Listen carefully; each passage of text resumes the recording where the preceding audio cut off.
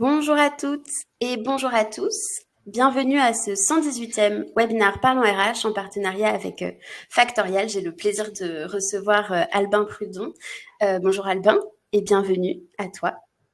Bonjour Manon, merci beaucoup et bonjour à toutes et à tous. Merci d'être avec nous aujourd'hui pour parler de RH et data, du pilotage intuitif à la gestion éclairée des talents. Alors c'est vrai que on parle beaucoup de data RH, de people analytics, etc. Ces dernières années, mais qu'en est-il concrètement dans vos entreprises? Est-ce que la donnée RH est devenue un vrai levier stratégique ou est-ce qu'elle reste encore trop souvent dormante dans des fichiers Excel? C'est ce qu'on va tenter de voir ensemble durant les 45 prochaines minutes. Donc, nous allons explorer avec vous comment on peut s'appuyer au mieux sur la data pour gérer les talents. Donc, dans un premier temps, on fera un rapide état des lieux afin de savoir où on en est aujourd'hui dans la gestion de la donnée en France. On vous proposera d'ailleurs un sondage pour mieux comprendre où vous en êtes vous-même au sein de vos entreprises et comment on peut vous aider de la manière la plus concrète possible. À tes souhaits. Et puis, Merci. on abordera ensuite trois enjeux principaux qui sont liés à la data RH avant de vous proposer évidemment des solutions concrètes et des pistes d'action, des bonnes pratiques et de répondre à toutes vos questions. À ce sujet, je vous invite à utiliser les outils d'interaction qui sont à votre disposition. Je vois que vous avez déjà commencé à utiliser le chat pour nous dire bonjour. Merci à vous. Bonjour encore. En revanche, si vous avez des questions à poser à Albin, je vous invite à utiliser la boîte à questions qui se trouve juste à côté de l'onglet chat, puisque c'est là qu'on viendra piocher les questions tout au fur et à mesure du webinaire. J'ai fait le tour pour la présentation et les présentations du déroulé du webinaire. Donc, Albin, je te laisse la parole si tu veux bien te présenter et puis présenter Factorial, s'il te plaît. Ouais, avec plaisir. Merci pour l'intro, Manon. Donc, je suis Albin Prudon. Alors, mon rôle officiel, c'est senior account exécutive. C'est désolé pour l'anglicisme. En fait, tout simplement au quotidien, j'échange avec des entreprises de taille, entreprises et organisations de taille différentes. Donc, en général, c'est des PME et des ETI dans plein de secteurs différents.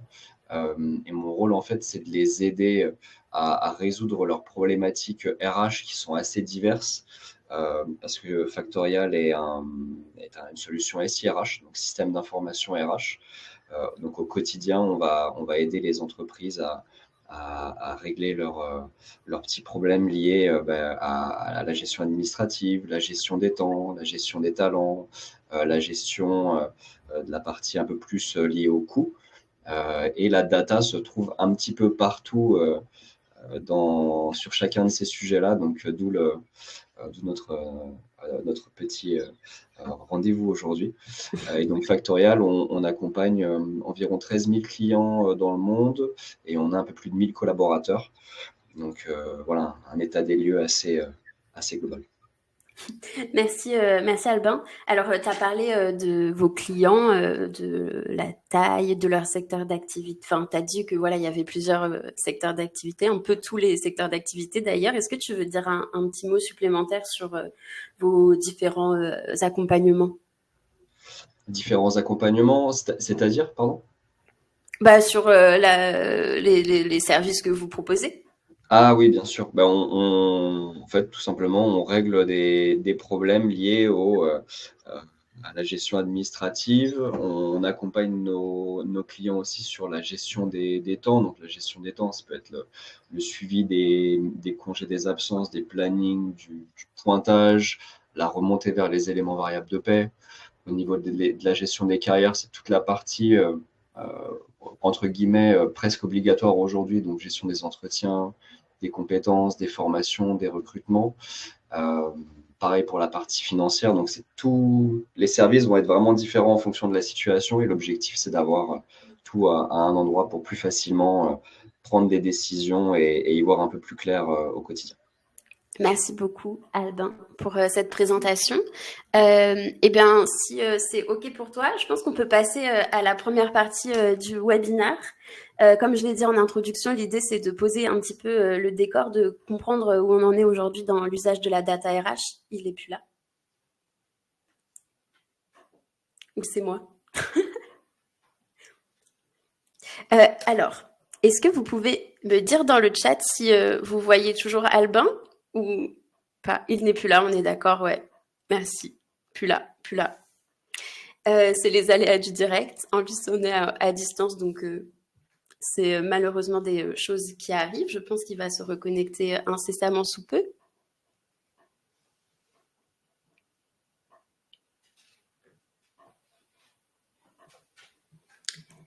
Est-ce qu'on l'appelle?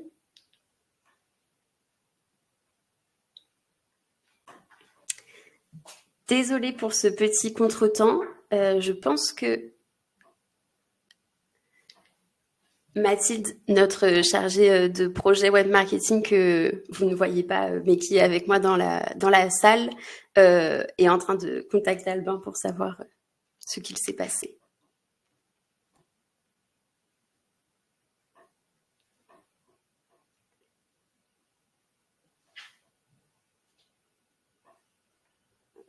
Ah. Bonjour Manon, excusez-moi. Ça a coupé. Normalement, c'est bon, tu es revenu avec nous? Yes, j'espère. Oui. Oui, bah, c'est pas grave, c'est les aléas du direct, comme on dit. Exactement. Alors, j'étais en train de dire qu'on peut passer à la première partie tout de suite. Donc, pour comprendre où on en est aujourd'hui dans l'usage de la data RH dans les entreprises. Et d'ailleurs, on avait une petite question d'introduction. Donc, n'hésitez pas à nous dire dans le chat, selon vous, combien de dirigeants en pourcentage prennent encore des décisions stratégiques sans exploiter le potentiel de la data RH et du People Analytics. Donc, n'hésitez pas à nous dire dans le chat ce que vous en pensez. C'est le petit quiz du jour. 50%, on a une première réponse, 50%.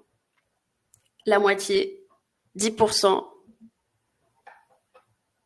60%. Ah, on se rapproche de la vérité. Un tiers. Alors, 70. Ouais, il y a des réponses assez proches. Albin, est-ce que tu veux nous donner la réponse? Ouais, avec plaisir. Eh ben, écoute, c'est 67%, donc tout le monde est très proche. Vous avez vous avez des bonnes réponses, donc hyper intéressant. Moi, je pense que c'est pour ça que vous êtes là aujourd'hui aussi. Ouais, 67%, c'est beaucoup. Albin, selon toi, pourquoi? En fait, il y a plusieurs. Ouais, désolé. Non, pas de souci. Écoute, il y a plusieurs sujets. Déjà, premier point de façon générale, c'est que la donnée, elle est vraiment aujourd'hui, elle est dans notre quotidien, elle est partout, que ce soit dans les entreprises ou dans notre vie. Au niveau des entreprises, des directions RH, parfois la donnée elle est vraiment répartie dans plein d'endroits différents et on va le voir par la suite.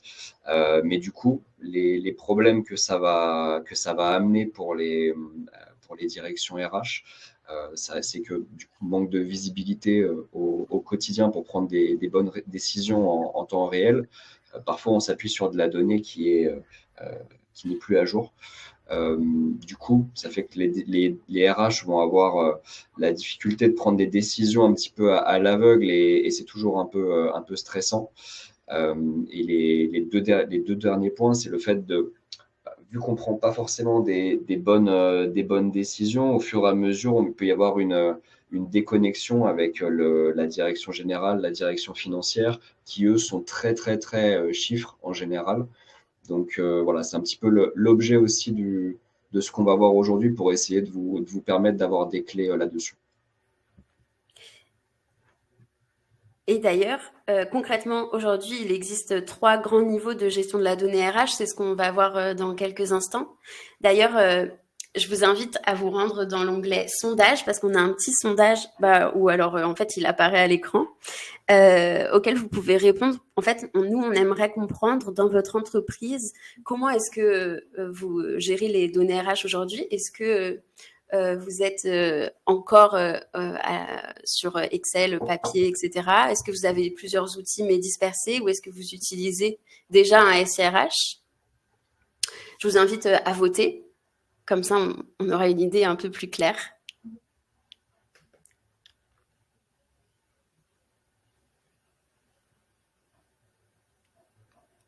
Il y a une petite tendance qui se dessine. Albin, je ne sais pas si tu vois les résultats de ton côté. Alors attends. Ah oui, d'accord. Ouais. Eh ben écoute, super intéressant. Donc la moitié de nos participants qui ont déjà une solution RH, si je vois bien, hein, dis-moi Ouais, si on a c'est ça. la même chose. 50% et un quart pour papier Excel et outils dispersés. Donc il y a quand même une tendance. Ok. Donc on a aujourd'hui dans l'audience quand même une moitié de l'audience qui est déjà bien sensibilisée sur ces sujets, donc euh, hyper intéressant. Bon, mais du coup on pourra aller un petit peu plus loin pour ces sujets-là avec plaisir. Mm -mm.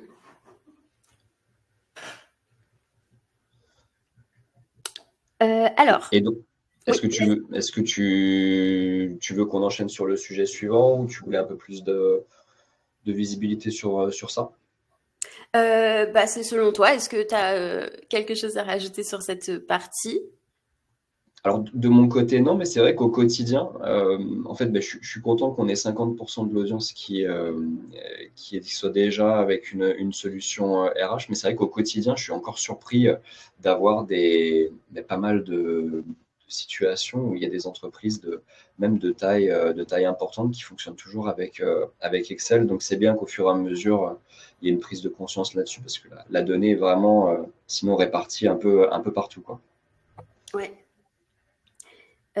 Oui, absolument. Et bah, de toute façon, tout au long du webinaire, on va voir ensemble comment est-ce qu'on peut aider ces personnes-là à mieux gérer les données RH. Alors, si vous avez des premières questions, euh, vous pouvez les poser d'ores et déjà dans la boîte à questions. On pourra en prendre quelques-unes. Sinon, on passe directement à la deuxième partie où on va vous présenter les différents enjeux. Alors, je vois que pour l'instant, dans la boîte à questions, il y a plusieurs questions sur le support de présentation. Normalement, vous pouvez d'ores et déjà le télécharger. En cliquant, il y a normalement un petit nuage en haut de la présentation où vous pouvez cliquer dessus. Alors, bon, on n'a pas de questions, donc bah, Albin, si ça te va, on passe tout de suite à la seconde partie pour que tu puisses nous présenter les trois grands enjeux aujourd'hui selon toi. Ouais, bah écoute, avec grand plaisir. Du coup, alors il y a le fil rouge qu'on va voir aujourd'hui. Donc il y a trois grandes parties. La partie 1, c'est ce que je vois au quotidien, c'est que j'échange avec beaucoup de directions RH, et donc je me rends compte qu'en fait, parfois elles ont du mal à fournir des bonnes données ou des données à jour à leur direction générale ou à leur direction financière. Et du coup, ce qui fait que c'est difficile d'apporter de la valeur ou des choses en plus au quotidien. Et du coup, malheureusement, l'impact que ça, c'est que souvent les directions RH peuvent devenir une fonction support et pas une fonction stratégique, due à manque d'anticipation, sous-exploitation de la donnée, et donc qu'au fur et à mesure, les directions RH sont un peu moins consultées sur les décisions importantes. Donc ça, l'objectif, c'est de vous donner aussi des clés là-dessus. Donc ça, c'est sur le premier point. Sur le deuxième point, la raison pour laquelle on a mis piloter la performance des talents, c'est parce qu'aujourd'hui, quel que soit votre secteur ou quelle que soit votre entreprise, vous avez des talents, vous avez de la donnée qui est disponible. Et donc, l'objectif, c'est de trouver des solutions pour plus facilement sortir la donnée. Alors, les challenges que je vois au quotidien là-dessus, c'est il n'y a pas une visibilité claire sur qui progresse, par exemple, au sein de l'organisation, qui stagne, qui est démotivé. Euh, on peut pas, c'est difficile de mesurer une donnée qu'on n'a pas. Il y a plein d'entreprises qui, par exemple, ne vont pas mesurer ce qui se passe au quotidien dans l'organisation. Donc, pas d'entretien, pas de suivi des objectifs des collaborateurs, pas de suivi des formations, ou alors un suivi qui est fait une fois par an. et du coup, ça donne pas une vision claire de ce qui est en train de se passer pour l'organisation en temps réel.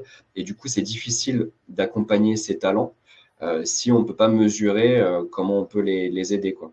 Donc, le risque à cause de ça, c'est d'avoir une perte de talent, une baisse de motivation, potentiellement du turnover.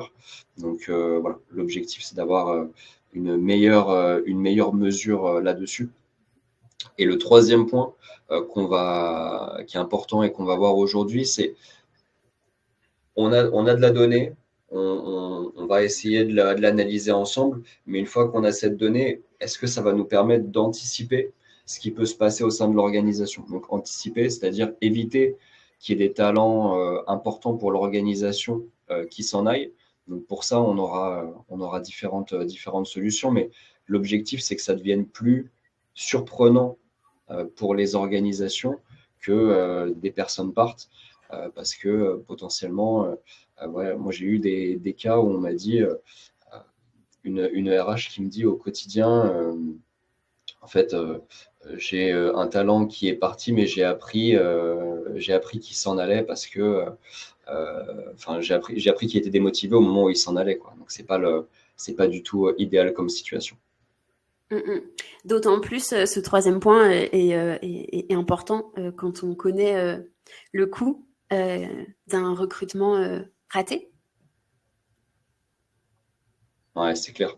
Et ça, en plus, le coût qui est ici, je serais curieux d'avoir d'ailleurs l'avis de l'audience là-dessus pour savoir ce que vous en pensez. Mais ce coût-là, c'est en plus une estimation qui est relativement basse par rapport à ce Mm, qu'on voit. Parce que lorsqu'on va mal recruter ou lorsqu'on a une personne qui s'en va et qui n'était pas prévue, ben, pendant ce temps-là, l'entreprise est en difficulté, quoi. Donc, je serais curieux d'avoir un peu l'avis aussi, si c'est possible. Bah, n'hésitez pas à nous dire dans le chat, vous, ce que vous en pensez ou ce que vous voyez au quotidien dans vos entreprises à ce sujet.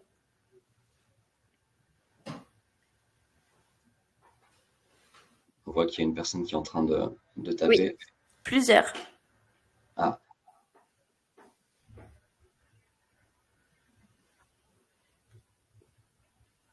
Mais oui, c'est clair. Et toi, Albin, ton point, c'est que ça coûte moins cher de fidéliser que de recruter. c'est clair. C'est clair. Bon, c'est pas mon point. C'est pas mon point, hein. Je pense que c'est quelque chose qui a été mesuré maintes et maintes fois. Sachant qu'aujourd'hui on est dans un contexte Covid, enfin post-Covid, où les gens sont beaucoup plus difficiles à fidéliser.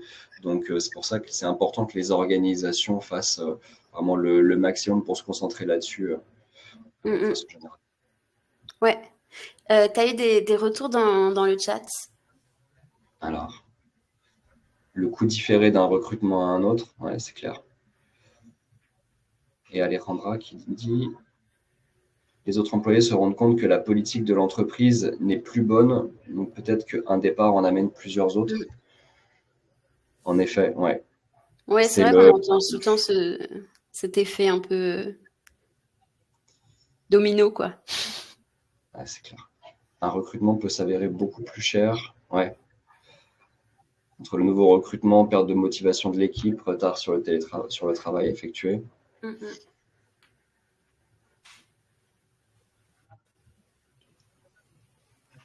Je crois qu'on a une dernière personne qui est en train de Ouais, donner un petit feedback.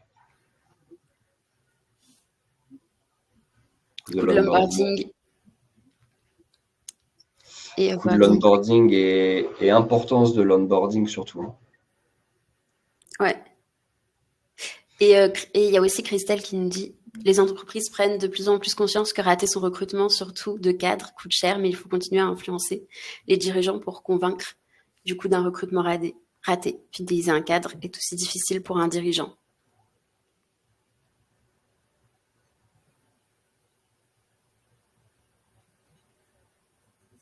Ouais, exactement. Bon, ben super, c'est des retours qui sont hyper intéressants et en effet, c'est des points qui sont importants au quotidien. Mm. Bah, merci à tous pour votre participation. Alors, on peut prendre certaines questions si vous en avez. Donc, encore, à nouveau, n'hésitez pas à utiliser la boîte à questions pour poser vos questions. Et puis ensuite, on enchaînera sur la troisième partie du webinaire sur les champs d'application. Donc, les solutions très concrètes. Je suis en train de voir le message de Christelle qui est hyper intéressant, qui est assez complet. Le fait de continuer à influencer les dirigeants pour convaincre du coup d'un recrutement raté, ouais, et fidéliser un cadre aussi difficile pour un dirigeant. Ah, c'est ces sujets-là vraiment qui sont cruciaux. Alors justement, j'espère que les solutions que je vais vous apporter par la suite pour justement réussir à influencer votre direction, alors influencer que ce soit pas un terme péjoratif, mais pouvoir en fait créer plus d'alignement entre les objectifs de la direction et vos objectifs, que ce soit que ça vous aide au quotidien pour avoir un retour sur investissement et une meilleure maîtrise de coût en général. Donc ouais, très bon point, Christelle. Yes. Eh bien, écoute, Albin, on peut passer direct aux solutions. Qu'est-ce que tu en dis?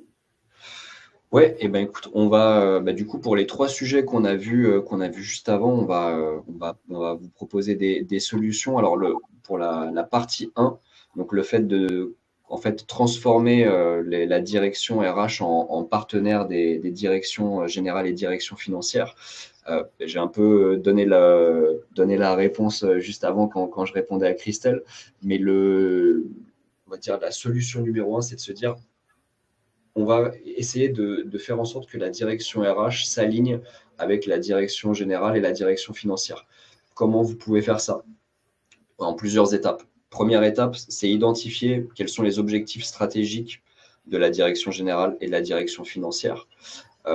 Vous allez prendre les trois objectifs les plus importants, ou l'objectif le plus important pour chacune de ces directions, et vous allez voir avec eux ou leur demander quelles sont les trois plus grosses difficultés qu'ils rencontrent pour atteindre ces objectifs-là.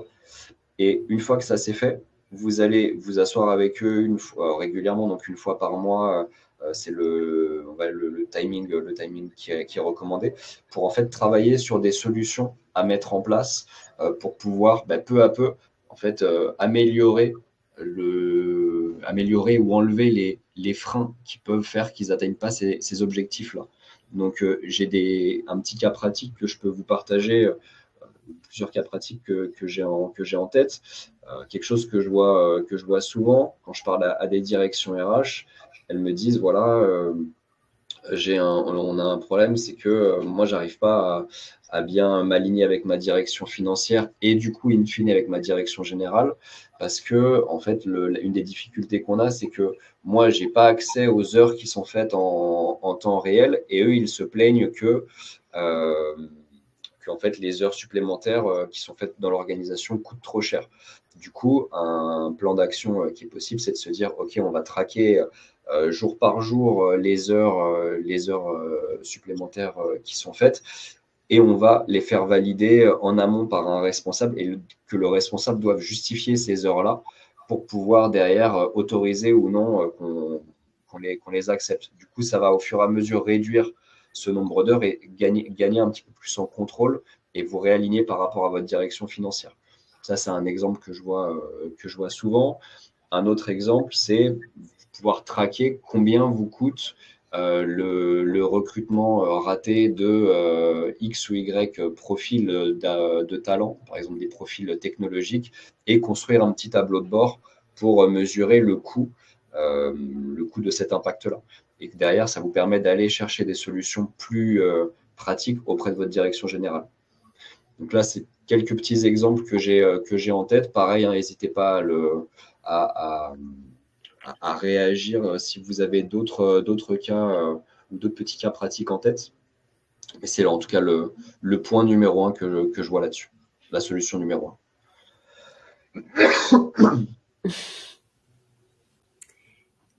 1. Ok. C'est bon pour toi sur cette slide? Ouais. Ok, super. Et preneur s'il y a des petits retours de l'audience là-dessus. Ok.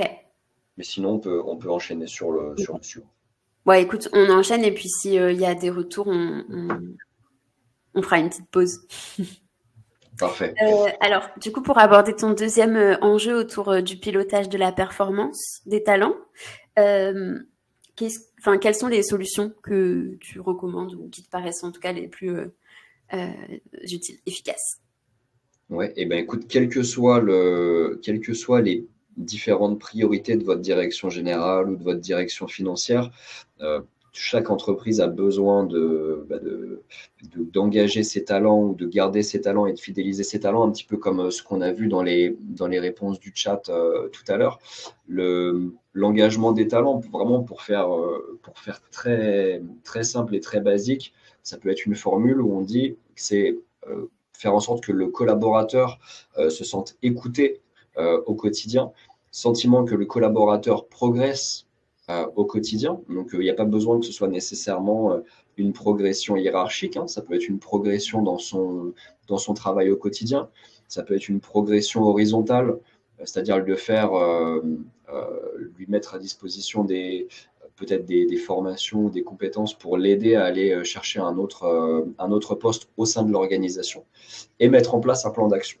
Donc ça, c'est ces trois points qu'on va voir aujourd'hui. Alors, pour rentrer un petit peu dans le détail, ce que je voyais du coup par rapport à ce qu'on a dit, c'est que au quotidien dans les entreprises, dans la majorité des cas, quand on parle d'engagement des collaborateurs ou de suivi des carrières des collaborateurs, la chose qui est faite allez, en général, c'est les entretiens. Donc on me dit, voilà, les DRH me disent, voilà, nous on fait les entretiens, mais derrière on ne sait pas trop ce qui se passe, on n'a pas trop de visibilité dessus, on le fait parce qu'on est un peu obligé de le faire, mais il n'y a pas trop de solutions.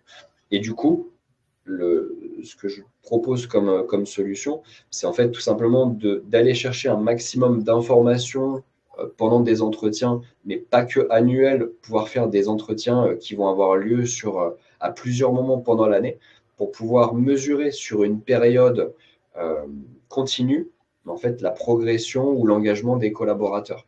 Donc ça veut dire euh, mesurer par exemple ce qui sort des entretiens. Donc on peut mettre en place des petits indicateurs, que ce soit sur une solution ou que ce soit sur Excel, avoir une vue globale de ce qui est en train de se passer.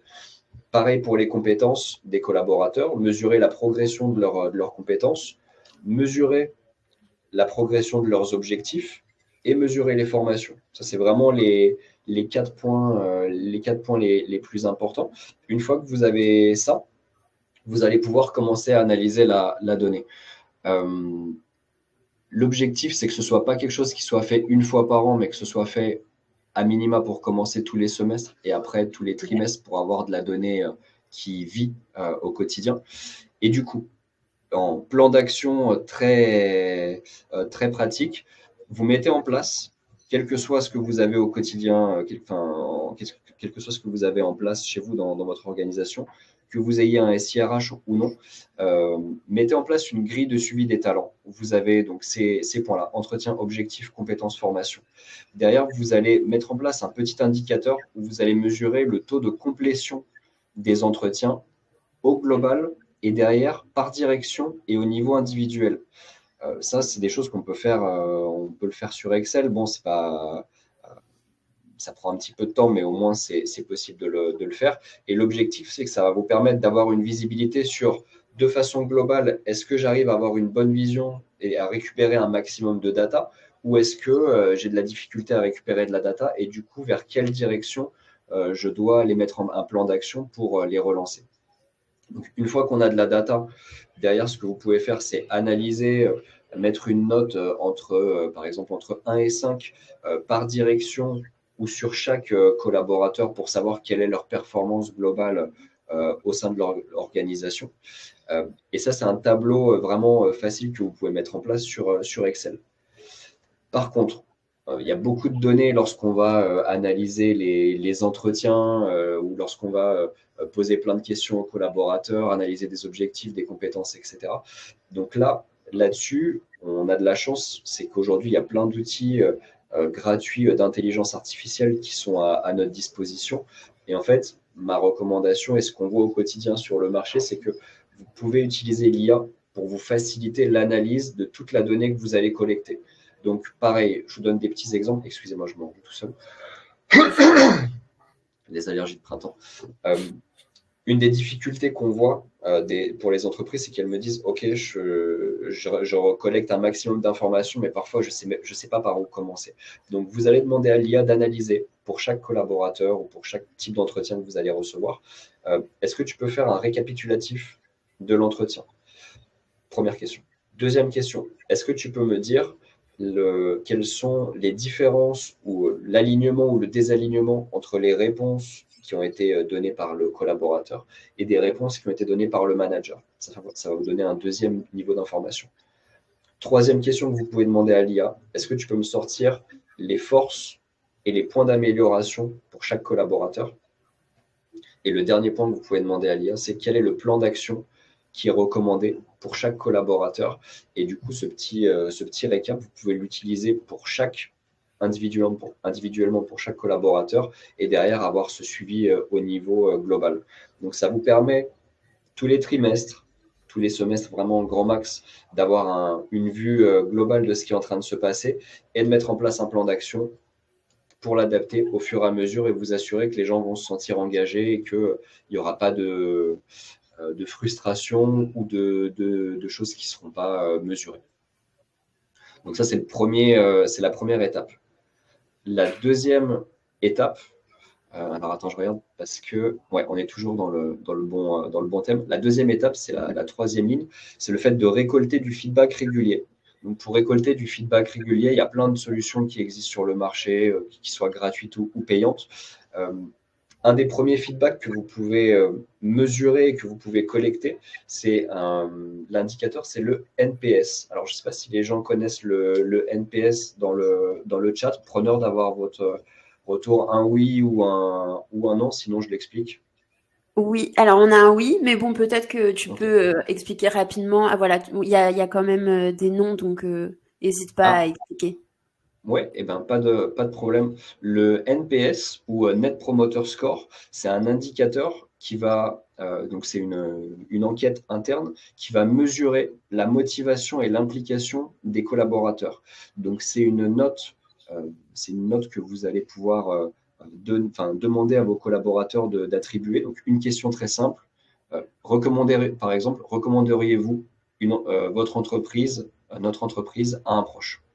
C'est une des questions qu'on peut poser lors d'un INPS. Vous allez avoir une note entre 1 et 10 sur une question ou plusieurs questions.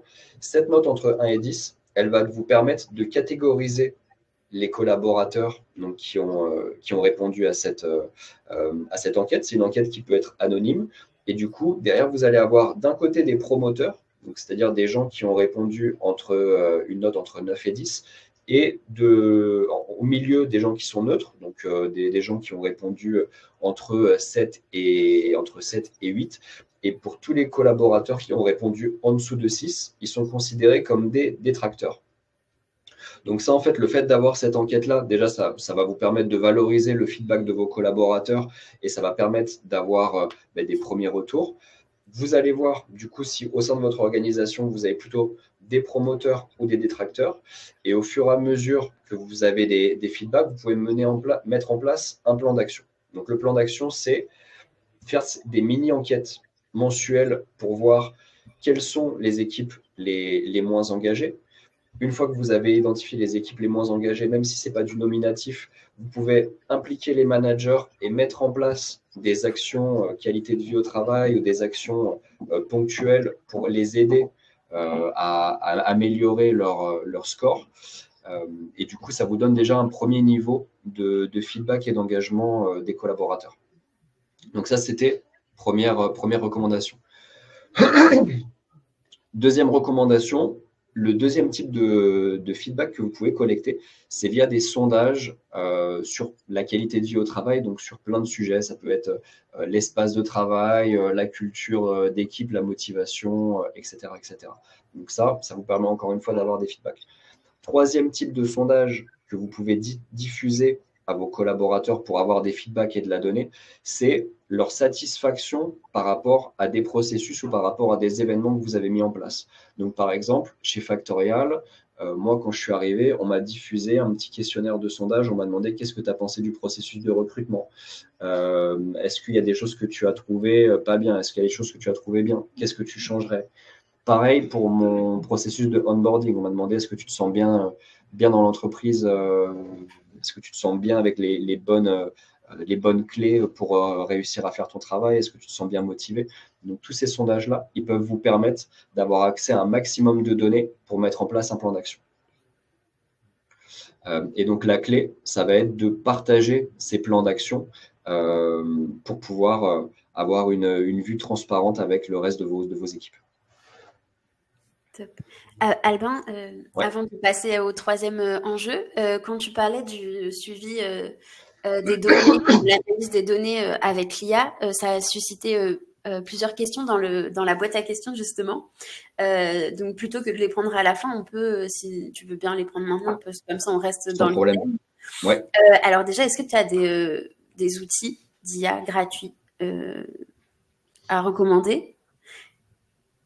Oui, mais écoute, je vais pas être très original. Moi, c'est vrai qu'au quotidien, j'utilise beaucoup de ChatGPT et ChatGPT, il est son utilisation est assez bien, enfin, assez vaste pour les gens à qui je parle.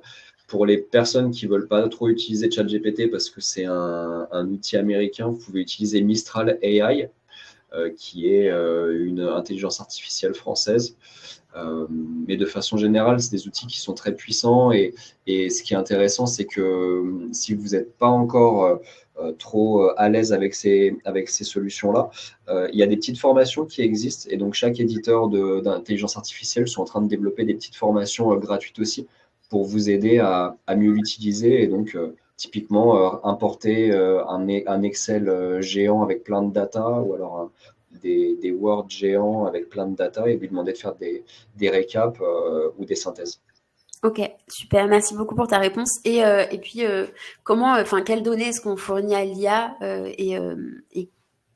et quelle protection des données, comment est-ce qu'on fait pour respecter en tout cas la sécurité des données?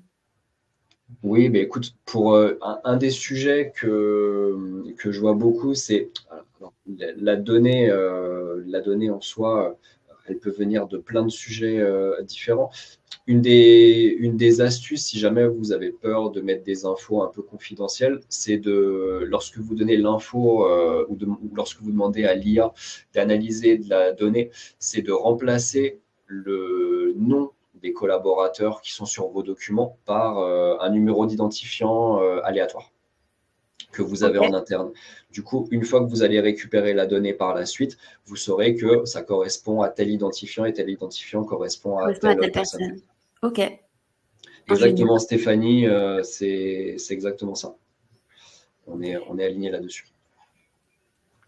Super. Alors, et enfin pour répondre au troisième enjeu sur comment est-ce qu'on anticipe les départs et on améliore la rétention des talents justement, qu'est-ce que tu conseilles? Oui, bah, écoute, on a quelques petits indicateurs qu'on peut suivre pour anticiper justement les signaux faibles ou le risque de départ. Si vous pouvez mettre en place, encore une fois, que ce soit sur Excel ou sur vos solutions digitales existantes, un petit tableau de bord où vous allez voir collaborateur par collaborateur le nombre d'absences ou le nombre de retards, là où ils en sont au niveau de leurs objectifs, leur niveau de participation sur les différentes actions que vous menez. Euh, alors sur le INPS, en général, c'est anonyme, mais les réponses aux feedbacks que vous avez envoyés au précédent.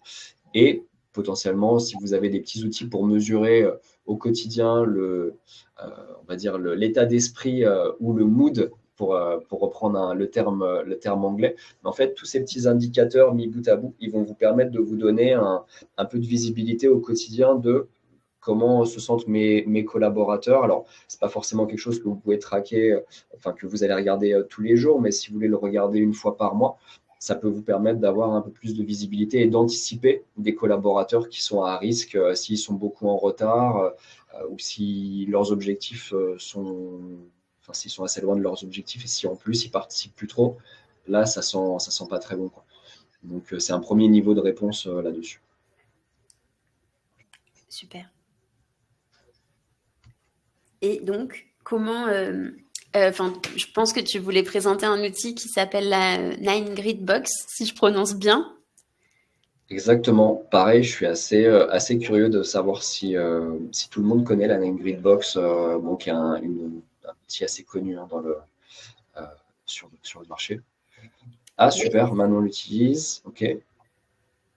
Non, oui, non, non.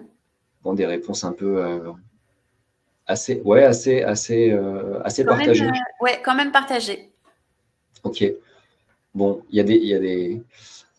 pour les personnes qui connaissent pas, alors pour faire un petit récap très Ouais. simple, la Nine Grid Box, c'est en fait une solution qui va vous permettre de mieux catégoriser les collaborateurs que vous avez au sein de votre organisation, pouvoir voir sur un premier axe, donc l'axe qui est en bas de l'écran, la performance de vos collaborateurs. Donc ça peut reprendre les différents points qu'on a vus ensemble depuis le début. Et sur un autre axe, vous allez avoir le potentiel. Le potentiel, c'est quelque chose qui est en général défini par les managers pour voir quels sont les collaborateurs qui peuvent progresser dans leur rôle ou qui peuvent avoir euh, une promotion ou potentiellement avoir vraiment un impact plus grand dans l'entreprise. Et du coup, l'avantage d'avoir cette Nine Grid Box, c'est que ça va vous permettre de bien catégoriser vos collaborateurs et de les placer sur une grille. Alors là, j'ai volontairement pris une image pour pas faire de pub pour une solution plutôt qu'une autre, mais vous pouvez très bien, par rapport à toutes les infos que vous aurez collectées auprès de vos managers ou auprès de vos collaborateurs au quotidien, placer vos collaborateurs sur cette grille et identifier quels sont les du coup, futurs leaders ou les bons performeurs, ceux qu'il faut fidéliser et ceux qui, au contraire, sont démotivés, n'ont pas beaucoup de potentiel de progression et leurs performances sont pas là. Et ça va vous permettre en fait de mettre plus d'investissement sur ceux qui ont du potentiel et qui peuvent vous aider à garder des compétences plutôt que ceux qui, au contraire, ne le sont pas. Donc, ça permet aussi d'aligner avec la DG et le DAF. Mm. Merci Albin. Alors peut-être en conclusion de tout ce qu'on vient de voir ensemble, enfin tout ce que tu nous as présenté, euh, quels sont les outils ou les solutions gratuites ou non d'ailleurs qu'on trouve sur le marché aujourd'hui? Écoute, c'est très, très simple. Les solutions que vous pouvez utiliser, c'est la suite Microsoft Office, alors Microsoft Office, pardon, c'est payant. La suite Google potentiellement, donc Google Sheet, Google Word. Vous pouvez utiliser un outil qui s'appelle Notion ou Notion pour faire par exemple, vos gestions de projet ou euh, votre gestion interne, ChatGPT, Mistral AI. Donc tout ça, c'est des solutions qui sont gratuites. La seule difficulté, c'est que du coup, si les solutions sont un peu dispatchées, c'est dur d'avoir la donnée en temps réel. Donc ça, c'est la première option. Je ne sais pas si tu veux que je parle des deux autres options rapidement. Ouais, ouais, ouais, vas-y. Donc ça, c'est option gratuite. Deuxième option, c'est si vous avez des solutions en place, donc avec des thématiques différentes. Donc par exemple une solution de GED d'un côté, une solution de planning de l'autre, une solution d'entretien de l'autre, une solution de sondage de l'autre. L'avantage, c'est que vous allez pouvoir récupérer des infos à droite et à gauche pour pouvoir l'analyser. La difficulté, c'est que l'info ne communiquera pas bien entre elles et du coup, c'est pour ça que beaucoup d'entreprises se tournent vers des SIRH et donc c'est un peu le cas aujourd'hui de 50% de l'audience. Le SIRH, c'est la troisième option, c'est une solution qui va tout rassembler sous un seul pavillon, on va dire. Et l'enjeu, c'est d'avoir une solution RH qui va vous permettre de bien requêter l'ensemble des données que vous avez collectées et derrière de pouvoir utiliser l'IA à l'intérieur, si possible, pour pouvoir avoir tout à un seul endroit. Super, merci Albin. Alors, le temps file, c'est vrai. Il est déjà 45, mais cela dit, comme on a eu un petit problème technique au début, on peut se permettre de rallonger un petit peu pour ceux d'entre vous qui veulent et qui peuvent rester avec nous. Albin, comment est-ce que Factorial permet de répondre donc à l'ensemble des problématiques qu'on a évoquées? Et je passe la slide. Je te remercie. Mais écoute, très, très rapidement, on a trois petits exemples que je voulais vous partager aujourd'hui. Le premier exemple, c'est le fait de faire du reporting sur l'ensemble de notre solution, donc sur tous les sujets qui seront couverts par la direction RH et parfois même par la direction financière. Le fait de pouvoir requêter et savoir en temps réel ce qui se passe dans l'organisation, quel que soit le sujet. Le deuxième point, c'est de pouvoir analyser avec l'IA tous les feedbacks ou les entretiens qu'on peut diffuser dans l'organisation et avoir des récaps automatiques plutôt que de le faire, d'avoir un suivi manuel et des plans d'action pour aider les managers à prendre des meilleures décisions. Et le troisième exemple que je voulais vous partager, c'est le fait d'avoir voilà, visuellement sur un écran le score de Net Promoter Score électronique, le score de climat social, le pourcentage de turnover, pour avoir sur un endroit, encore une fois, plein de data qu'on peut utiliser et qui peuvent nous aider à prendre des meilleures décisions. Merci beaucoup, Albin. Alors, pas de questions dans la boîte à questions. Cela dit, il y a un commentaire dans le chat que je trouve super pertinent. Albin, je ne sais pas si tu l'as vu, c'est le commentaire de Manon Rimbaud sur la Nine Grid Box qui dit attention, futur leader, c'est un peu réducteur puisque certaines personnes ne veulent pas être manager par exemple ou entrer en leadership. Et donc elle préconise de mettre futur leader et ou expert. Qu'est-ce que tu en penses, toi? C'est un super point, Manon a complètement raison. Le petit exemple, alors les noms que je vous ai partagés, c'est un modèle parmi tant d'autres qui existe, mais Manon a raison, en effet, il faut l'adapter aussi à vos situations et tout le monde ne veut pas être manager ou directeur, donc c'est un très bon point. Merci beaucoup. Alors avant qu'on se quitte, moi j'ai encore deux petites questions. C'est les questions traditionnelles de fin de webinaire Parlons RH, donc tu ne vas pas y couper. La première, c'est le coup de com'. Est-ce que tu veux bien nous partager ton coup de com', s'il te plaît? Oui, avec plaisir. Pour toutes les personnes qui ont participé à ce webinaire, on va vous envoyer d'ici mardi un petit document qui vous donnera quelques idées de KPI ou d'indicateurs à suivre pour vous aider dans les différents sujets que vous pouvez rencontrer au quotidien. Et puis avec plaisir pour poursuivre la discussion si besoin sur d'autres sujets. Et ton coup de cœur? Et coup de cœur, alors du coup, rien à voir avec la data. Je voulais vous partager une référence d'un livre qui m'a beaucoup touché personnellement, qui sont les accords Toltec, et que j'invite tout le monde à lire pour une vie plus agréable. Voilà, c'est assez rapide à lire, c'est assez sympa. Le week-end de Pâques arrive, ça se lit en un week-end sans problème. Donc profitez-en. Merci beaucoup Albin pour ta participation aujourd'hui. C'était chouette de te recevoir. Et surtout, merci à toutes et à tous pour votre participation active, pour tous vos messages dans le chat, etc. Enfin, vraiment, c'était un plaisir. Et on vous dit à très bientôt. Merci à tous et à toutes. Ah, merci encore. Au revoir. Au revoir.